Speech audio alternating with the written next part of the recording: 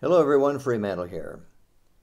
By riddle in the title of this video, I mean a question about liberalism that's tantalizing, but where the answer is not just obvious. Let me start with a run-up to it. I like to say that freedom is compatible with liberalism, but liberalism is not compatible with freedom. And what I mean is that if in a free society, a group of people, small or large, wanted to join their lives in the way the liberal believes is ideal, nobody would object. People would probably say, what are you talking to me about it for? If that's what you want to do, do it. As long as you leave other people alone, naturally. But the liberal won't reciprocate, will he? When liberals in Congress sat down in 2009 to work out a program for a federal government-run healthcare system, they weren't just trying to come up with a plan for people who thought that would be a great idea. And they weren't trying to come up with a product that they then go out and market to people. Hey, we got this great new insurance program, sign up this month and we'll give you 10% off your first year's taxes to pay for the thing. No, they were coming up with a plan for the nation. Oh, there might be some exceptions, including members of Congress. But in one way or another, even if only in spelling out allowable exceptions, the plan was for everybody, whether they wanted it or not. If you had to condense the philosophy behind a free society to 4 words, they could be live and let live. The riddle for today's video is, why won't the liberal? Why won't the liberal live and let live?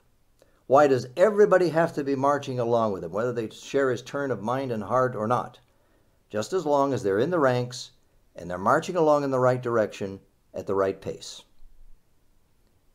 Well, in some cases like health care, money could be one reason. There's more money for the benefits if everybody is forced into the program.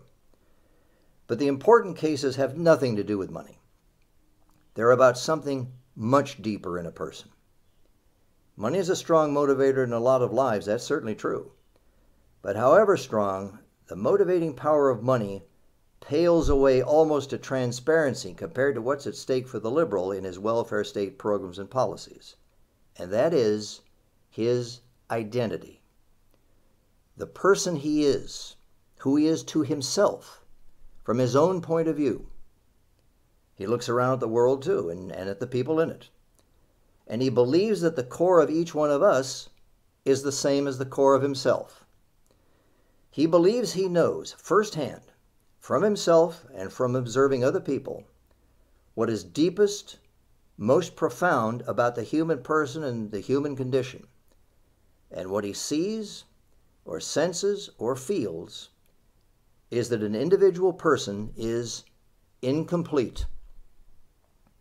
Sure, the liberal acknowledges the individual as a separate center of private experiences and appetites. Of course, we can distinguish Stephen from Stephanie, point to each separately, see that they're different. But in the character, personality, values of each and in what they do, we see many other people, says the liberal. Teachers, parents, so-called role models, employers, friends, lovers. We can't distinguish the essence of the individual from his social interconnections. That's the idea. Interconnections in living, lifestyle choices, career choices, starting relationships, ending them, all the rest of what a person does with and among other people, does in society. We can't distinguish all this from what he is as an individual, the liberal says. We can say that these interconnections make it possible for him to carry on with his life. And we can say that without these interconnections, he doesn't amount to very much. In and of himself, he is incomplete, lacks what succeeding at the business of living requires. As an individual, he lacks them.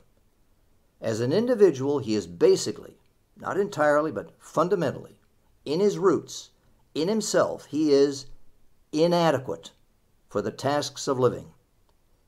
Only in being a fully integrated member of society, of community, can the ordinary person become whole and fit for living, says the liberal. This incompetence or helplessness or inadequacy or incompleteness is a very vague idea.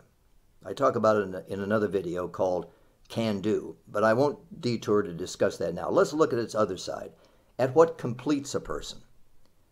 And let's take the liberal's point of view now in what follows. How does a person become fully integrated with society? Well, the liberal uses terms like participating, bonding, joining. I think sharing is the best word. The basic idea is that an act of sharing creates some bit of personal identity. We share language, customs, institutions, activities, or experiences, and this constitutes a social essence of who and what a person is. Only when a person has that social identity does he come into his own as an individual. Only in that relationship, marching along with other people, can he be successful at living. So, everything he needs should come to him through that relationship. The good things in life should come to him because he is a member of society. That's all it should take for him to have what he needs, well, so far as it's physically possible to provide it, of course. Health care, for instance. He's entitled to available health care just because he's a member of society and he needs it. The liberal has two ways of deserving the good things. I mean, the top needs or desires on the liberals' list, like health care. Those two ways of deserving the good things are need and equality. They're twinned. A person is entitled to the satisfaction of the top needs. To what extent? To the extent that he becomes equal to everyone else in satisfying them. People are to be equal to what extent? To the extent of satisfying the top needs. The problem with the idea of earning your way is that you could fail at earning your way. Need and equality are just about foolproof ways of being deserving. You don't have to know anything except where the authority is who's dispensing the welfare. By welfare, I mean government largesse. You don't have to do anything except make your need known to that authority. You don't have to risk anything because the authority guarantees to back you. And you don't have to succeed at anything because if you fail, somebody else is going to be forced to make things good for you through one government program or another, which the liberal describes as society providing the goodies. That's the way the liberal talks. The only industrialized nation that doesn't provide health care for all its citizens. Nation provides. Not Nurse Jones or Dr. Smith who discovered the new drug or even Mrs. Pelosi, but all these people and all their interconnections with each other and with the individual. The nation provides him with his health care. Society provides it. Society that goes on long after individuals die. Society that therefore has a reality that is more real than individuals are, more complete, more inclusive than any individual could be. And so you see, only in society, only in being included, marching along with everybody else, does a person find his fulfillment, the liberal believes. Not independence, but dependence answers to a person's deepest needs in life. We must strive to fashion society in which dependence is valued, in which men seek to explore and refine their mutual dependence, and in which the happiness of dependent beings is achieved.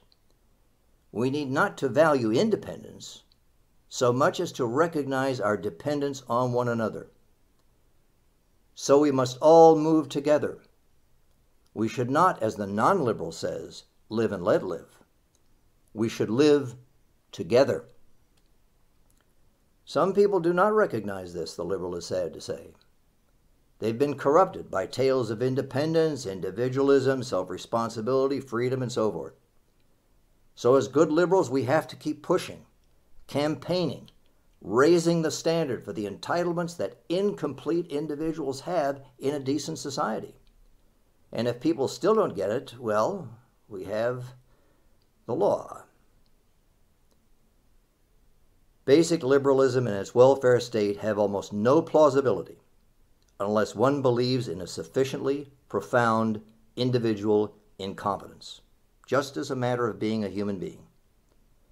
Every distinctively liberal assertion invokes an inability, or relative to something people are able to do, a disability, or minimizes an ability. The takeaway from today's video, 4 liberal beliefs. 1. At a person's core, he is incomplete, not a full person in his own right. 2. He fails to be what successful independent living requires a person to be. 3. Only society can make a person whole and adequate for living. 4. A person only becomes whole and adequate for living if he is fully fused, bonded, joined in solidarity with society.